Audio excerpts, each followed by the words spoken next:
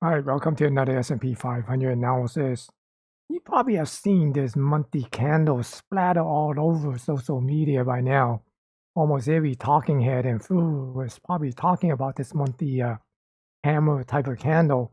And we still got 3 more trading days before the a month of April come to an end. And if end of April the market, the S&P 500 actually finished green, you're going to hear all those talking heads. They're going to be telling you about the seasonality that April typically is a strong month. Well, don't forget, a lot of these talking heads won't tell you about this drawdown here too, right? And that was almost 14% from March close, and it's over 20% from the all-time high. So just bear in mind, like I said, context matter. A lot of these talking head or statistician, they give you these, end of the month thing, but it doesn't tell you the high and the low within the month, right? So this could be very misleading. So beware of those people that are telling you about the seasonality. Just pay attention to the price action. We don't trade based on seasonality. We trade based on price action. Right? And in price action, context matter. So anyway, we're going to talk about this recent rally and something amiss about this recent rally. To me, it just something feeling out of place. Doesn't it to you? Or it does, or it doesn't. Well, I'm going to show you what the market is telling us later on in this video, so stay tuned. Now, before we go take a look at the indexes and also the price action, let's go and take a look at the sentiment and also the market internal and see, what the market participant, how they are feeling, and what are the market internals telling us what the market is doing. So looking at this VIX chart here, we see the VIX is coming back in and dipping below 30, but it's still sitting between this 20 and 30 zone, which I call the caution zone. The market participant are not fearful and not complacent. They are, a little bit cautious. So, and also the put call ratio is below the 0.75. Between the 0.75 and 1, we call that a hedge zone that most of the market participant or, institution are probably setting up, hedges to protect their position. But once you get below that 0.75, then we see the market participant get a little bit more bullish. So they're putting back on risk, right? Putting some risk back on. So we can see right now the market participants are getting less fearful and slowly putting back on some risk in the market. And here looking at the up-down volume ratio of the New York Stock Exchange, last week on Tuesday was quite strong, over 8-1 in favor of the up volume. But look at on Friday. On Friday, just barely about 1. It's 1.09. And we got this humongous move up, constantly just kind of trending day. And that's primarily due to Tesla. Tesla was up over 10% for that Friday. So you go figure, how distorted this market is. And also you look at the advanced decline, it's only 142 more advancing issue than declining issue on Friday. So you can see looking at the internal, Friday is not that strong of a day if you kind of look at the relative movement on the price versus the AD and also the up-down volume ratio. And here looking at the New York Stock Exchange new high, new low, 23 stock make new 52-week high on Friday, and 10 stock make new 52-week low. So hardly any stock make any new high, new low at all. Now, reminder that there's over 3,000 stock traded in the New York Stock Exchange. So it's not too much to write home about. Although, yes, the new high, new low, the number of stock making new high outnumber the new low by 13. Now here in the AD line, the cumulative AD line, we did see a little bit of a positive divergence here because you look at this right here, right? And based on this, so we're having a little bit of a lower high close versus the AD line that is actually a little bit higher than this mark here. So you could say that there is a little bit of a positive divergence. But again, you look at the slope of this, between the Thursday and the Friday, that little segment there, the slope is relatively flat, and we see a little bit of a steeper move on the closing basis of the S&P 500. So in that sense, it's not that big of a deal, right? In terms of divergence, because it kind of tells us that there were lack of market participation to push this S&P 500 higher. And now looking at the NASDAQ 100 also pushed higher on Friday. Again, look at the up-down volume ratio on Friday. It was not that impressive. It was only 1.83 to 1, in favor of the up volume. And the advanced decline, we see the advanced decline, only 278 more advancing stock than declining stock. So again, that is not a broad market participation and pushing the market up. And like I said earlier, it's basically the Max 7. The Magnificent 7 stock is pretty strong on Friday. The majority of the S&P 500 and the NASDAQ 100 movement is due to those particular stocks. And here we're looking at the new high, new low in the NASDAQ market. There was only 8 more new 52-week high than new 52-week low. And again, the number of stock that is making 52-week high and 52-week low is relatively small. Not that many, 63 stock make new 52-week high, 55 stock make new 52-week low. And here we also see a little bit of a divergence, you could say it's a little bit of a positive divergence between the NASDAQ and the, the AD line. And not too often that we could say that in the NASDAQ market, right? But again, you look at the just the relatively slope of the, the segment between Thursday and Friday. It's not that impressive. So again, that's also an indication that there were any, there wasn't much of a market participation pushing the index up, and it's primarily due to the Max 7 stock, and the semiconductor stock was quite strong as well on Friday, and those are the sector that actually help push the NASDAQ and also the S&P 500 higher. So let's go and take a look at the performance here before we actually go and take a little bit more detailed look on the price action of the indexes. First of all is the week to date, the last week performance. The NASDAQ was the top performer with over 6% gain, and the S&P 500 and the Russell 2000 in the 4% range, and the Dow Jones Industrial and the New York Stock Exchange Composite is just a little bit, between 2.5% and 3%. And the Dow Jones Transportation only finished with a little bit less than 0.5% gain. And also looking at the month to date. So let's look at the month to date. The NASDAQ just eking out a gain of less than 1%. And the S&P 500, New York Stock Exchange, Russell 2000, Industrial and Transportation, they all are still losing ground for the month of April. And year to date, everybody is losing. So no one is gaining year to date, and the worst performer is the Russell 2000 and the Dow Jones Transportation. And if we take a look at the 11th sector in the S&P 500, we see last week the technology was the strongest performer, followed by the consumer discretionary and communication. The worst performer is the consumer stable. And here for month to date, the technology, and the consumer discretion, they're kind of eking out a little bit of a gain, with technology closing in on a 1% gain for the month. But the consumer discretionary, I say probably just break even. The worst performer is the energy sector. The energy is still losing almost 12%, and healthcare a little bit over 5%. Now, year to date, the utility stable and healthcare holding a gain, especially the utility and the stable, consumer stable, they're holding, somewhere around that 3% area. And the worst performer is the consumer discretionary, losing almost 12%, with the technology just a little bit behind, a little bit better than the consumer discretionary, losing 10.34%. So overall, year to date, not too impressive. It's a little bit defensive, because of the utility, and the consumer stable is considered as a defensive type of sector.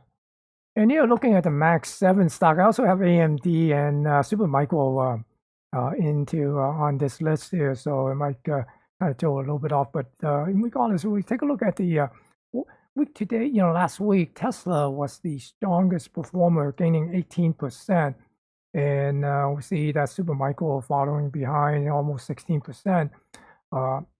Netflix is quite strong ever since after earning, and it's gaining a little bit over 13%. AMD, a little bit over 10%. Amazon, 9.5%. It reported earning, I believe, on Thursday after it closed. And Nvidia came back a little bit. It's gaining 9%. Meta, 9%. Google also reported earning on Thursday. It's only gaining 7% for the week. Microsoft, 6.5%. And Apple is the bottom performer, but it's still gaining 6.25% for the week. Now, for the month, Netflix is on the top of the list here, the top performer, gaining 18%, with Tesla following by almost 10%, and Supermicro 6.5%, Google 4.75%, Microsoft 4.3%, Nvidia 2.4%. Now, Amazon, Meta, Apple, and AMD, they all lose, it's in the decline column for the month of April so far. Amazon, you could say, is almost break even. It's only losing 0.67%. But Meta, Apple, and AMD, they all lost a little bit over 5%. And year to date, we see the year to date again, Netflix is the top performer with 23.5%, and Supermicro almost 20%. And the worst performer is Tesla. Remember, Tesla was almost down 40% earlier, right, for the year to date, I believe. So right now it came back a bit, probably due to last Friday, sitting at 29%, 29.5%. That's how much it's been down from, at the beginning of the year. And AMD is down 20%, Nvidia down 17%, Apple down 16%. There, you might want to pause the screen and take a look at this table if you're interested in looking at the percentage gain and loss for the year, for the month, and for the week. Okay, let's take a look at some of the price action here on the indexes, and we're going to take a look at the price action in a little bit more detail for the S&P 500 and NASDAQ 100, and also the ES, the E-mini S&P 500 future, and the NQ, the E-mini NASDAQ 100 future, along with the ETF, the SPY, and also the QQQ later on. So, but right now we're just going to go to the major indexes and just kind of get a feel of where they are and how they look in terms of the trend and that sort of thing. So again, this month the hammer candle here, a little bit suspicious. A lot of people think that it might go up, but who knows, right? It could, because it's no guarantee. But we can see here, it didn't go up on a follow through, right? So anything could happen, until unless it could take out the high and come up here somewhere around the well, we're going to take a look at the different levels later on, so let's not jump ahead. And here's the weekly. You can see on the weekly chart, we see that broke out of this inside candle here, right now the last week's candle is engulfing the previous week candle, so you basically say there's a outside week for the last week, and it is a bullish candle, right? But again, it's still beneath this 30-week moving average cloud here, right? And also, basically we're seeing the color red for the cloud, so that indicates the close is still below the this moving average here, which is a 30-week moving average.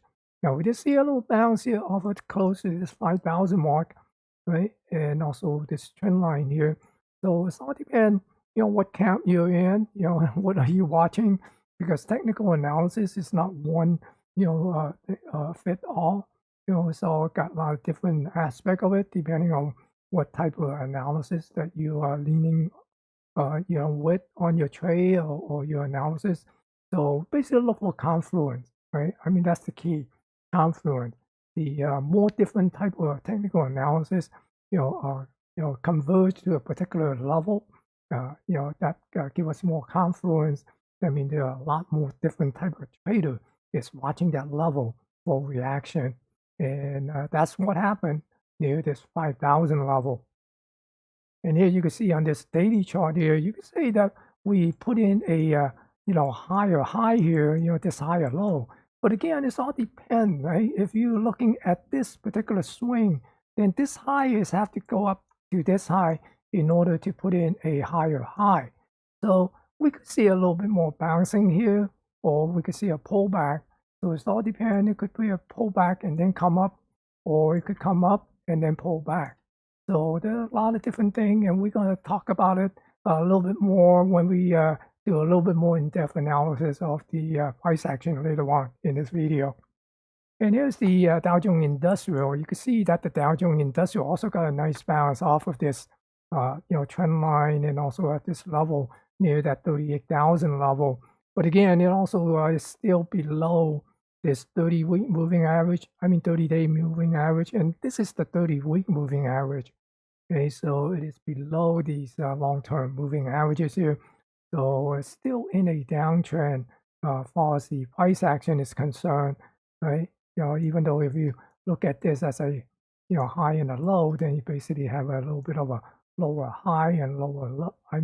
Although maybe you could say it's a higher low. So you could say a little bit of a megaphone or a triangle type of pattern, but that doesn't make too much sense when you try to analyze the chart here. Otherwise, you'd be drawing all kind of little pattern all over the place, right? So it doesn't matter whatever you wanted to have a bias on. But in terms of just a general trend, I believe it is still on a downtrend. And here, likewise, for the New York Stock Exchange Composite, although we are sneaking up on this 30-period moving average, but again, this 30-week moving average is still sloping down. So we probably could get a little bit more on the upside, and maybe we'll get into this area here, right? This is the we got a lot of resistance here. Basically, support turned into resistance. So until it could get back above that and take out this high, I would say the trend remained to be down. And here for the Nasdaq 100, looking on the surface here, you could say, wow, this guy booked trend here, booked this trend line. But again, you're basically looking at this here. It's just, just getting above this resistance here. But we also have a little bit of resistance up here that need to be, considered. So in order to say a book trend, we basically really have to see, could it get back above this 20,000 area, take out this high here, and then put in a higher high. Just because this high here is higher than this high, this really doesn't mean that we have a trend break, right? Or a trend reversal. Okay, the trend that we are looking at is this trend here, right? Okay, so we need to break this trend, and here is the high that they need to take out. And here looking at the Russell 2000, yeah, we got a little bounce down here at the 1770 area. But again, we're still basically looking at this particular trend or this trend down here, right? So, and again, still got a low resistance to have to take care of up here near that 2000 level before we could say, hey, it might do something different. And the transportation, transportation is not doing that big of a move up here. So, just getting a little bounce. As a matter of fact, it finished lower on Friday with a loss on Friday. So you see that with this candle here turning red here. So so again, transportation is still not moving yet. And if things are going to turn around, we need to see the transportation start turning around, because nothing moves without the transportation in the economy. You have to have things, raw material move into the factory, or inventory move into the from the warehouse to the store if the economy is booming. But if the economy is not doing well, no need to put in raw material in a factory to build things, and the retailers no need to stock the shelf with inventory that is already there, as they can't move. So although this little candle here, this Monday candle might look kind of impressive right now, but I'd be very watchful to see what it will do in the next couple of days or the coming week. So let's go and take a look at the price action in a little bit more detail and see what we could expect for the coming week.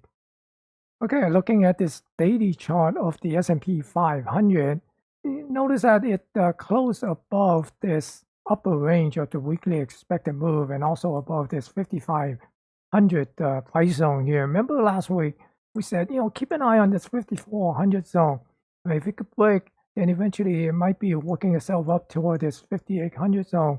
But if it come down, then it could come back down to this 5100 and possibly move back and retest this 4800 level.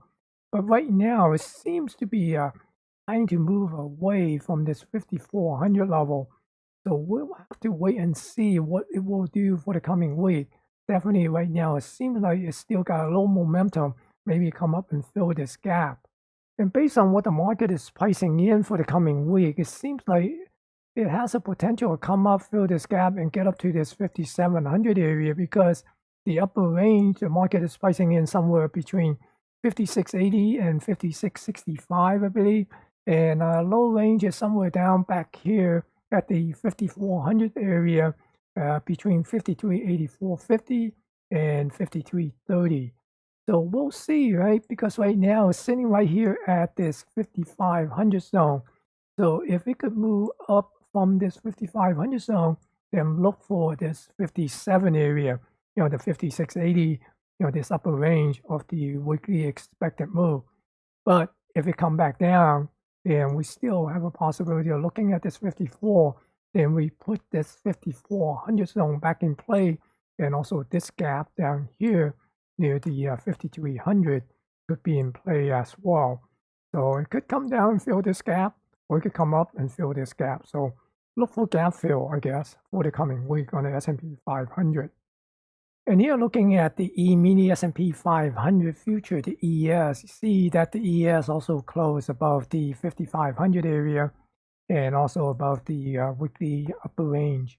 And here it also moved above the 5400 zone. Remember again, we're talking about watching the 5400 zone. So again, we basically are looking to see would it be able to move up, get above the 5600 and possibly make its way toward the 5800, or come back down below the 5400 and push it down into the 5200 area here on the ES, or there is that 53 here in this high volume area for this gap fill. So let's see what the market is pricing in for the coming week. And here the market is pricing in somewhere around 57.05 for the upper range and 56.94. That's basically the range for the weekly expected move on the upper range. And the low range is between 54.11 and 53.50. So again, it's putting back the 5400 back in play on the downside. And then on the upside, basically it's trying to make its way toward the 5800. So we do have a little bit of a gap here. Maybe it's already got filled. I don't know. No. So there's a little gap and also a little gap here.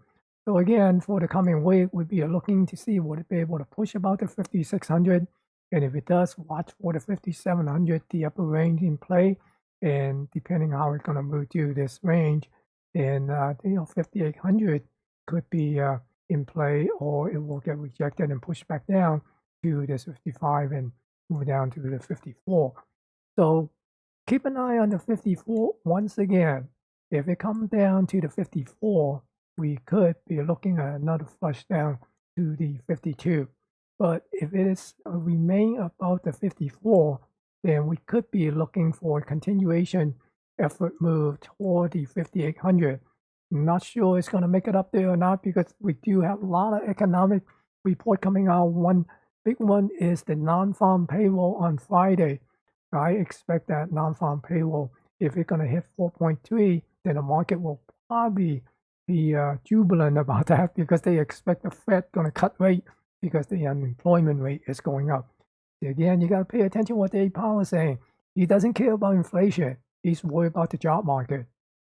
And look at the SPY, the ETF for the S&P 500. It also came up to this 550 area here, this price zone, and closed above the weekly upper range. So again, basically came up to this 5400, pushed through into the 55. So in the coming week, we're going to be watching this area here between 560 and 570, this high here to see will the market take out that high. And here is what the market is pricing in for the coming week. The upper range is 566.50, 564.60. See, that is right into this low volume or volume dent here, this low volume zone here. Okay. And also in the lower range is down here 536.70 and 531. So again, it's coming down to this low volume area here. So watch it 5,500 if it could push up. I mean 550. If it stay above the 550, then look for the possibility of putting in this 560, 570 in play. But if it come back down, then look for this 540 and possibly dip down to this 525 area, this low volume zone here. Basically filling this gap, right, or fill this gap. So again, we'll be looking at gap fill for the coming week for the SPY. And here's our NQ, the NASDAQ E-mini NASDAQ 100 future did last week. It came up to this 19,500 zone, right, and it closed above the weekly upper range. So this week we're going to be looking for the possibility of pushing to the 20,000 mark and come up to this low volume zone here, somewhere around this 20,400, or dip back into this 18,500 area, this low volume area here. And here's what the market is pricing in. You can see that the upper range is right up inside of this price zone here above the 20,000. Is somewhere 20,187 area. So it's 20,100. And down here, the lower range is 18,955 and 18,700. And it's pretty much into this high volume area here. See this high volume area, but also come back down below this low volume dent and just right right above this 1880 area. I mean 18,800 area. So what we are looking for is the possibility to see could it move up to this 20,000 level, or come back down, test the 18,800 or 19,000 level. Take out the 19,000, come down to this 18,500 for this gap fill here. We're looking at this gap fill on here and keep an eye on this 18,500 area, this zone. And if it doesn't hold this zone and we get a flush, we could see it come down and try to take out this 18,000 level. And finally, looking at the QQQ, the ETF for the NASDAQ 100, see that it also moved up above the upper range of last week's expected move and into this high volume area here, this balance area. So we could see a little bit move up toward this 490, right? So that's a possibility. But if it come back down and dip back into here, then we could see it possibly move down toward this 430 here. And here's where the market is pricing it in. For the upper range is between 490 and 487.40, and the low range is 457, 453. So it's a little bit more optimistic on the downside. And it's not even come down to this gap fill here to this 450. But I believe if it come down to this lower range, it's most likely going to get dragged down and fill this gap and possibly come down to this high volume low here, somewhere around this 435. But if it pushes up, stay above this 470, then we could see this 490 in play. This basically is going to try to auction up into this balance area to the upper taper of this balance area. Okay, so that is it for this week. Hope you find this informative and useful. And be sure to smash the thumbs up to give it a like to help me promote this video on YouTube. And if you're new to this channel, click on subscribe to subscribe this channel. And if you like to see more content from me, go and check out my newsletter, The Pulse of the Market at substack.com. I have the link in the description below, and also just publish a free trading plan for everybody to see the level to watch for tomorrow, okay, for the ES, the NQ, the SPY, and the QQQ. Once a week, I post a free post that is open to public, my daily trade plan. If you find it helpful to your trading setup or trading strategy, then consider subscribing to that newsletter. It's only for $15 a month. And that's less than 2 ES tick, right? Each tick on the ES is 1250. So it's not even, 2 ES tick, and then you probably experience more slippage on that than the subscription fee for a monthly subscription. So try it out for a month. If you don't like it, cancel it. I'm sure you will like it because there are a lot more stuff than just the trading plan. I also, do some trade review and also give you some trade idea, and also, like we look at Max 7 stock and those kind of stuff. So go and check out the newsletter. I have the link in the description below, smtraderCA.substack.com, the pulse of the market. Thank you for watching and good luck on your trading.